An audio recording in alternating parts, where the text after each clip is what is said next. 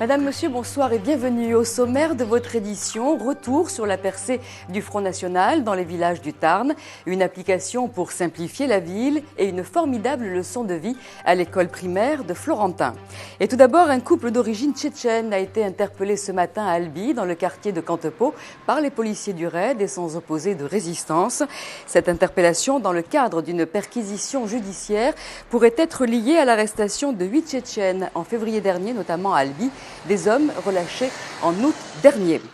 Le premier tour des élections régionales a donc placé dimanche le Front National en tête, notamment dans notre département. Sylvain Duchamp et Christelle Sivat se sont rendus sur les terres de Jaurès, à Rosières, où le Front National est passé en tête pour la première fois. Depuis dimanche, la petite commune de Rosières n'en revient toujours pas. Cet ancien village de mineurs de 760 habitants près de Carmaux, en plein cœur du pays de Jean Jaurès, est historiquement un bastion de gauche. Mais lors du premier tour des régionales, c'est le Front National qui est sorti ici, en tête du scrutin. Un village qui était au Parti Socialiste et qui a tourné comme ça, je ne comprends pas. Bon, ça fait un peu flipper pour dire ça comme ça. Pourtant, dans cette bourgade tranquille du Tarn, les préoccupations semblent bien loin du parti de Marine Le Pen. Pas d'insécurité, pas d'immigrés. Difficile de trouver l'un des 129 électeurs ayant apporté sa voix au FN à Rosières. Ceux croisés refusent de s'exprimer devant notre caméra. Exception faite de cette mère de famille.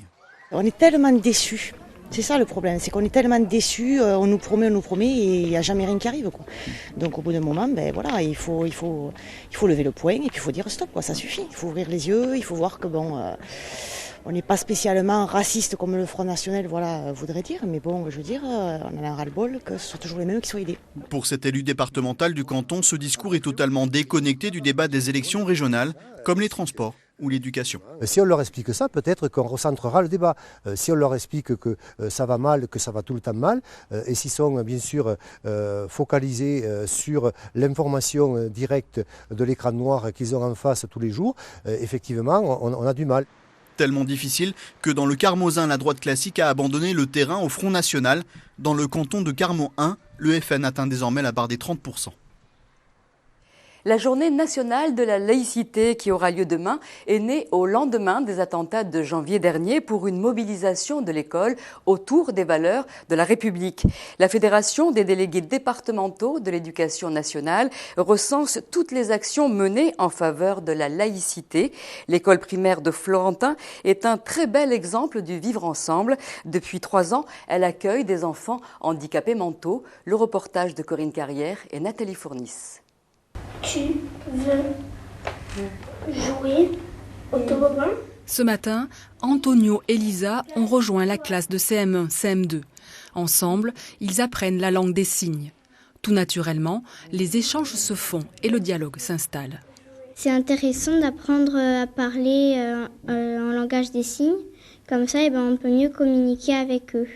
En fait, on se rend compte qu'ils ne sont pas différents de nous. Avant, on disait...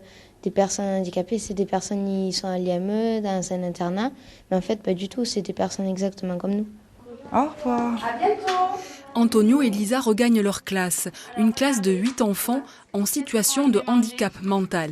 Accompagnés de leur maîtresse et d'une éducatrice spécialisée, tous partagent les activités scolaires et parascolaires de l'école.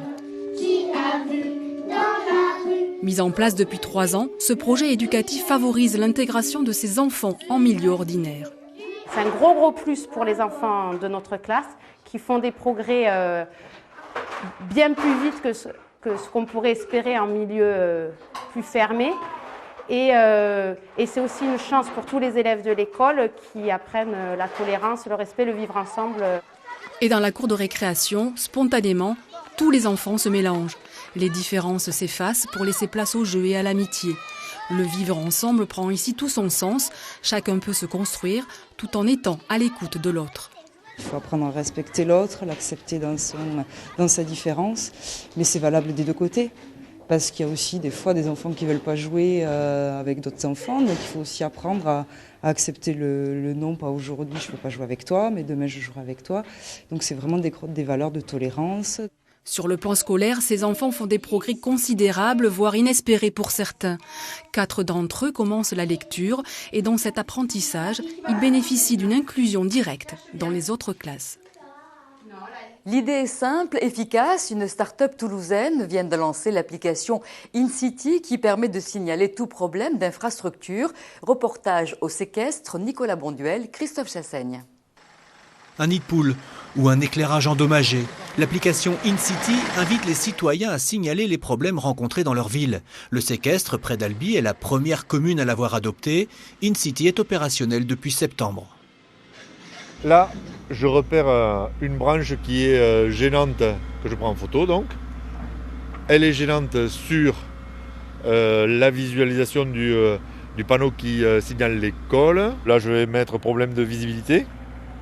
Sur la photo, on le voit bien que c'est un problème de visibilité.